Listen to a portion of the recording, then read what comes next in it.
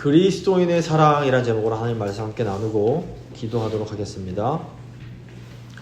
우리 그리스도인들의 삶의 특징은 그 삶이 교회를 중심으로 이루어진다라는 것입니다.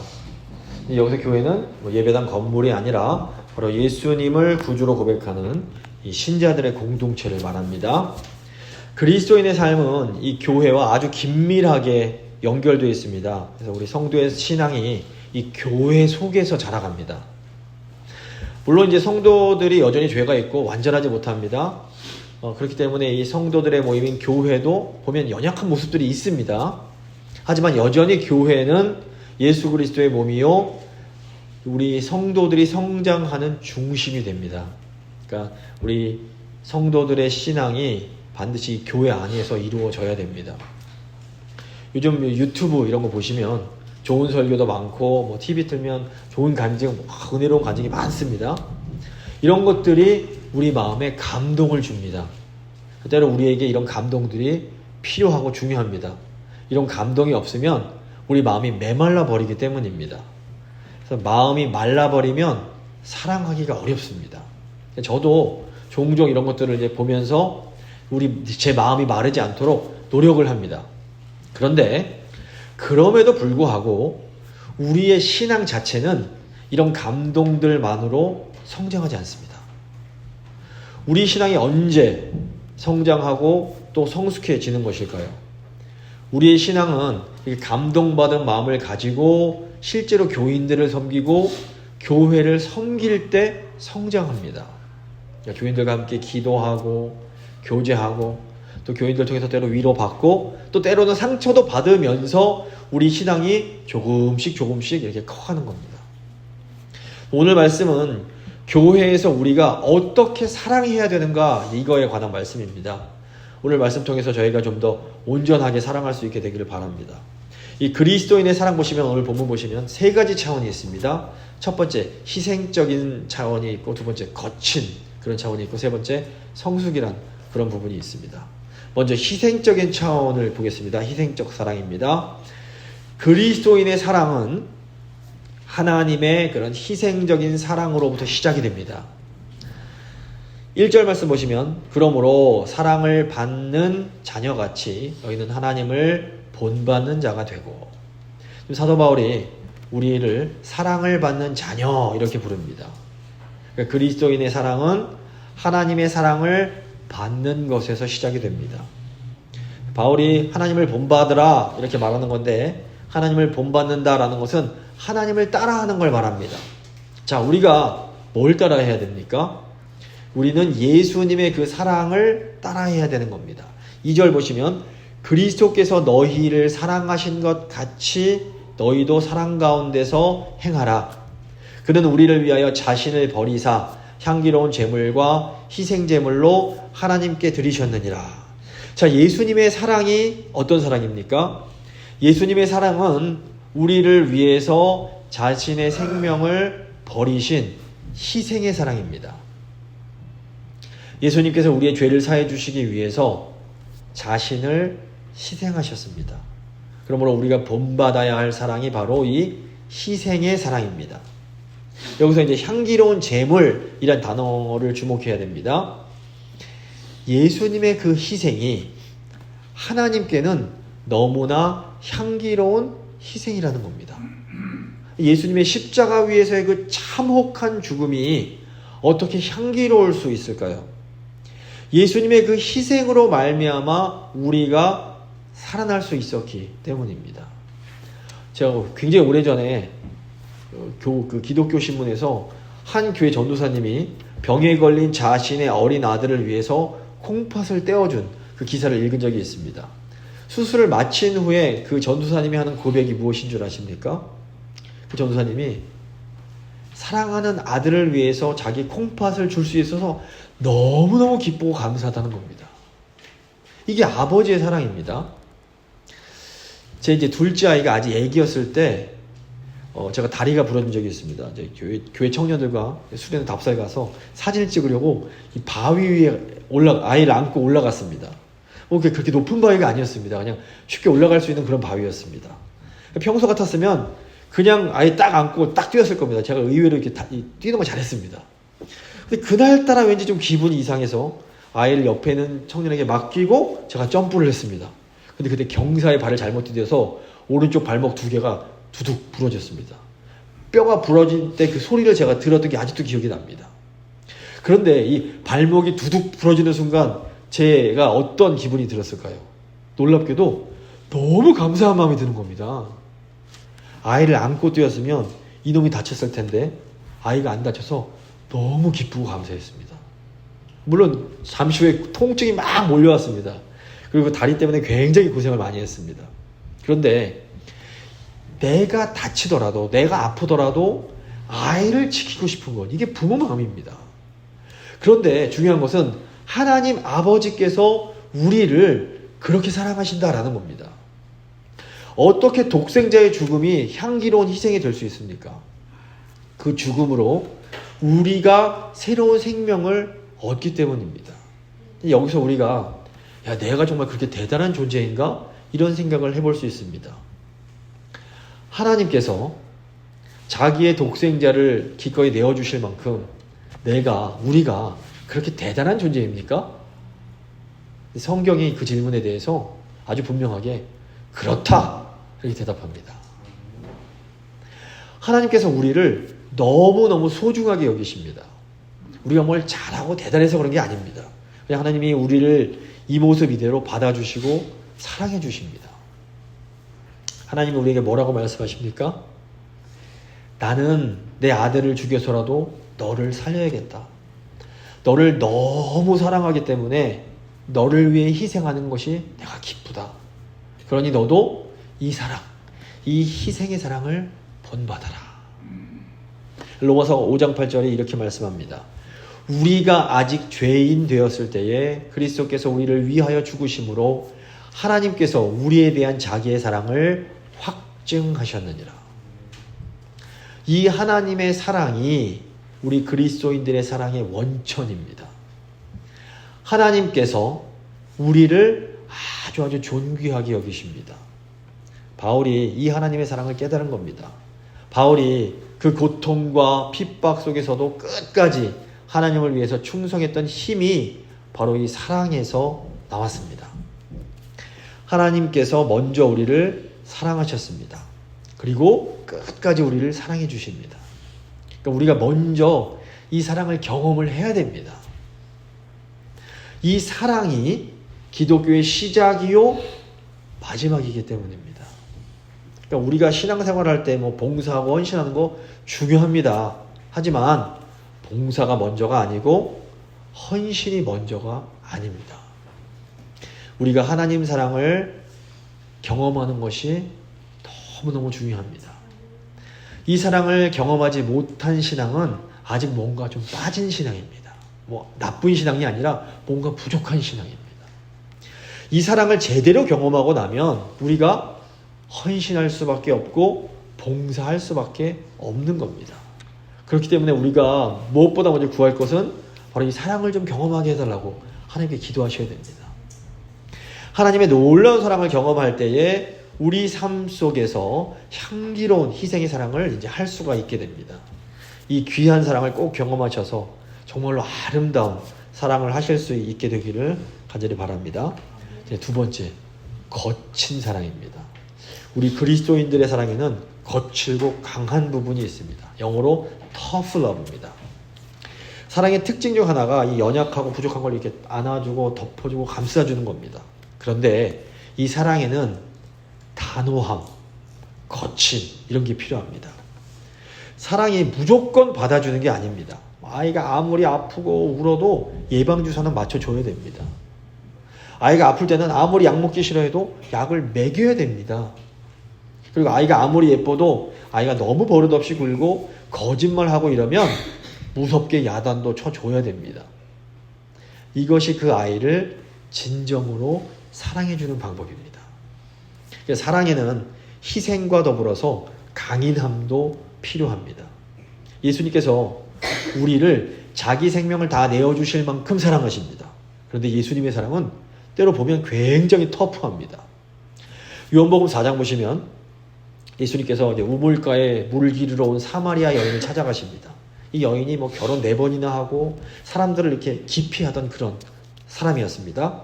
예수님께서 그 여인에게 먼저 다가가셔서 말을 거십니다. 처음에는 이 여인이 예수님을 경계합니다.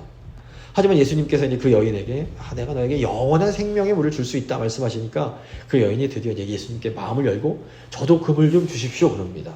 근데 이때 예수님께서 여인에게 가서 네 남편 데리고 와라 말씀하십니다. 이 여인이 가장 은밀하고 감추고 싶고 가장 아픈 부분을 쿡 찌르시는 겁니다. 근데 왜 그러냐면 여인이 정말 참된 자유를 누리려면 이 문제가 해결이 돼야 되기 때문에 그렇습니다. 예수님께서 여인에게 이 거친 사랑, 터프한 사랑을 실천하신 겁니다. 또 다른 예가 요한복음 8장에 나옵니다. 유대교 지도자들이 간음한 여인을 예수님께로 데려옵니다. 당시에 간음한 여인은 돌에 맞아 죽어야 됐습니다. 예수님께서 너희 중에서 죄 없는 사람이 먼저 돌로 쳐라 이렇게 말씀하셔서 여인을 구해 주십니다. 요한복음 8장 10절 보시면 예수께서 이렇게 말씀하십니다. 예수께서 일어나사 여자 외에 아무도 없는 것을 보시고 이르시되 여자여 너를 고발하던 그들이 어디에 있느냐? 너를 정죄한 자가 없느냐? 그 여인이 대답하여 주여 없나이다. 예수께서 이르시되 나도 너를 정죄하지 아니하노니 가서 다시는 죄를 범하지 말라 하시니라. 예수님이 그 죄를 지은 여자를 정죄하지 않으십니다. 하지만 예수님은 그 여인이 정말로 죄로부터 자유케 되기를 원하셨습니다. 예수님의 사랑에는 이 희생도 있지만 터프함도 있는 겁니다.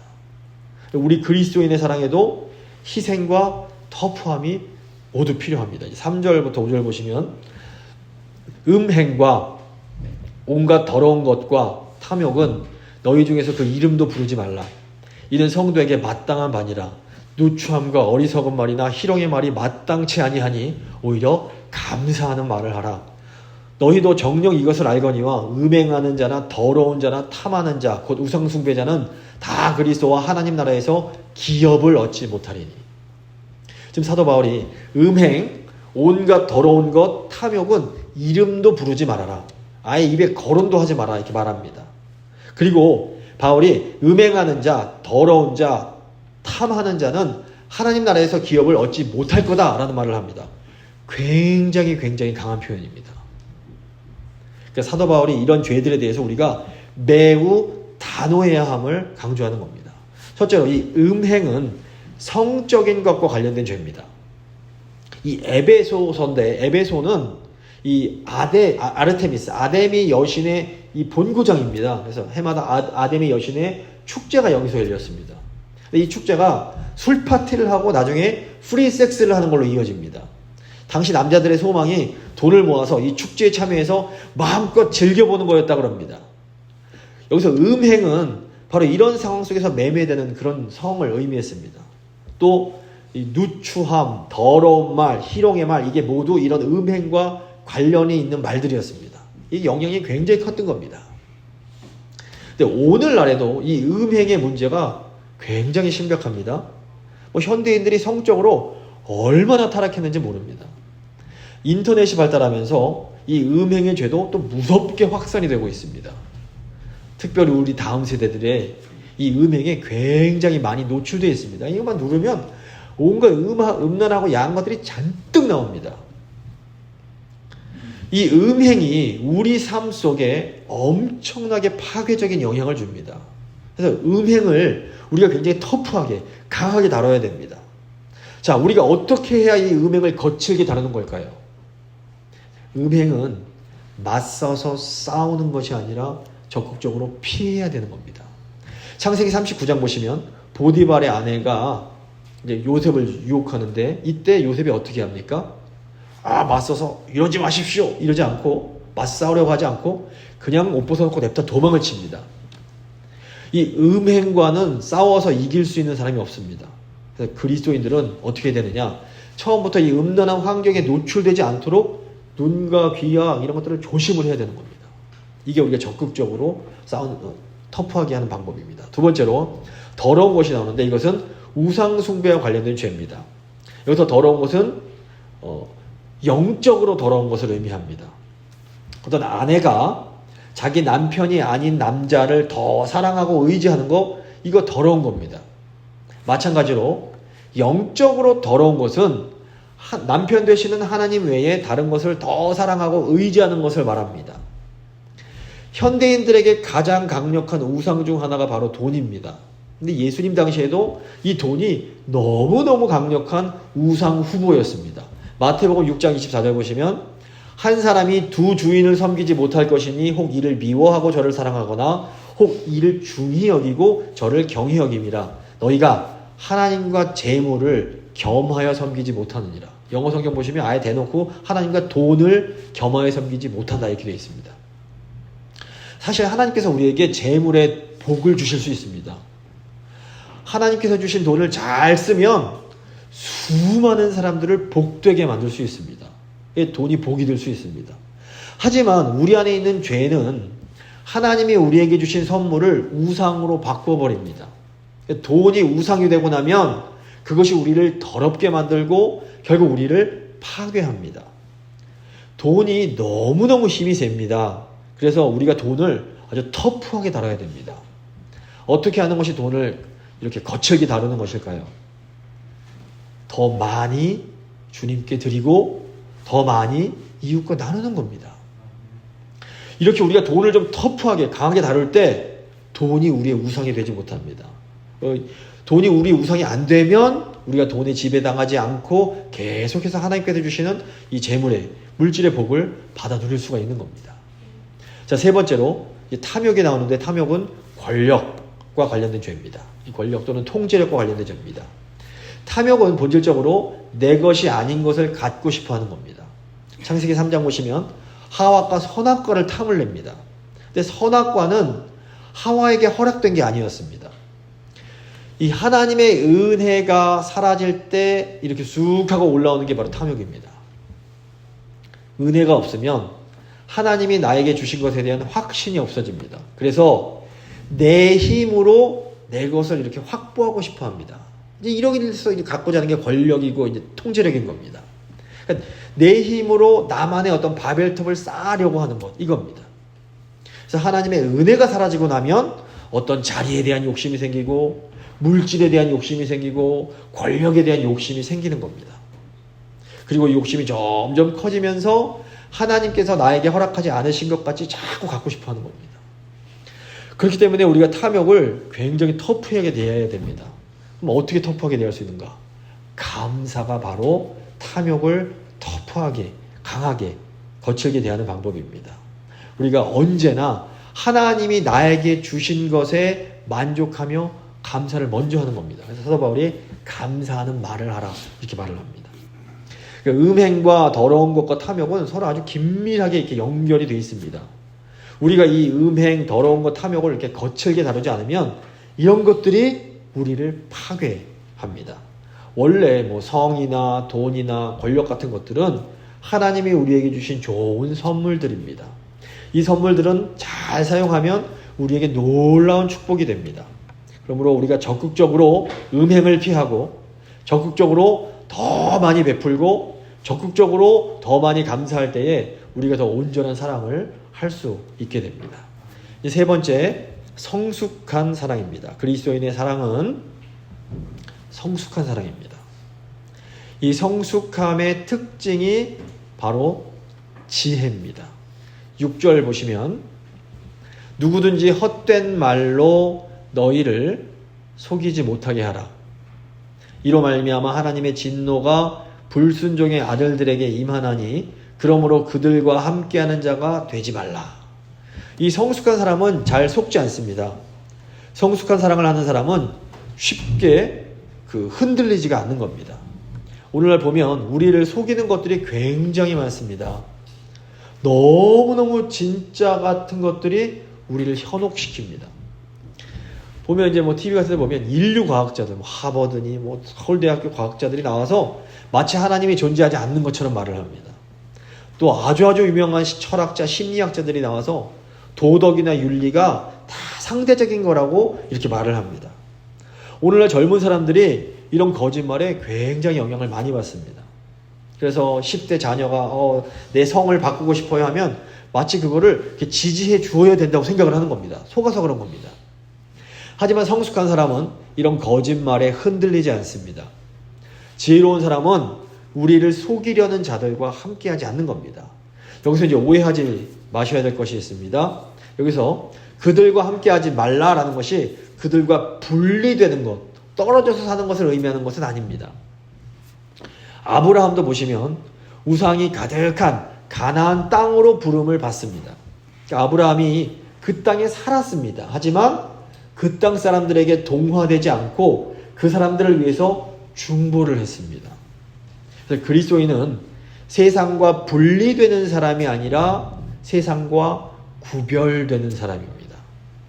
그러니까 우리가 세상에 완전히 속하지는 않더라도 세상 속에 거해야 됩니다. 우리가 세상에 완전히 속하면 안 되지만 그렇다고 세상을 떠나서도 안 되는 겁니다.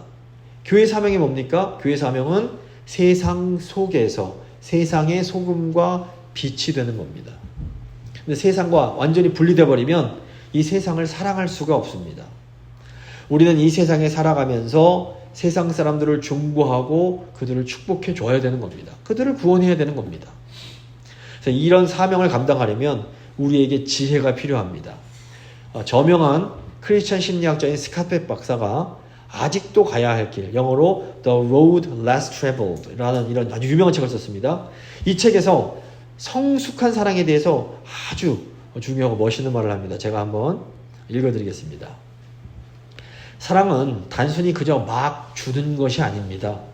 사랑은 지각 있게 주는 것이고 또 마찬가지로 지각 있게 안 주는 것입니다. 그것은 지각 있게 칭찬하고 지각 있게 비판하는 것입니다. 사랑은 위로와 더불어서 현명하게 다투고 투쟁하고 맞서고 촉구하고 밀고 당기는 것입니다. 이것이 바로 리더십입니다. 그리스도인들은 이런 성숙한 사랑을 하는 사람들입니다. 우리는 이 세상을 사랑하기 때문에 이 세상을 향해서 때로는 안 돼! 라고 말해줄 수 있어야 됩니다. 하나님께서 우리 교회에게 이 성숙한 사랑을 하는 사명을 주셨습니다. 우리가 지혜 가운데 이 성숙한 사랑을 할 수 있게 되기를 바랍니다. 자, 이제 마무리를 짓겠습니다. 그리스도인의 사랑은 먼저 희생적인 사랑입니다. 하나님께서 먼저 우리를 위해서 희생적인 사랑을 보여주셨습니다. 이 하나님의 사랑을 경험할 때에 우리도 희생적인 사랑을 할 수 있습니다. 그리스도인의 사랑에는 거친 부분이 필요합니다. 우리는 음행과 더러운 것, 탐욕을 거칠게 다뤄야 됩니다. 그리스도인의 사랑은 성숙한 사랑입니다. 성숙한 사랑에는 지혜가 필요합니다. 하나님의 사랑 안에서 진정한 그리스도인의 사랑을 하는 우리 모두가 될 수 있기를 간절히 소망합니다. 잠시 믿음의 기도 드리십니다.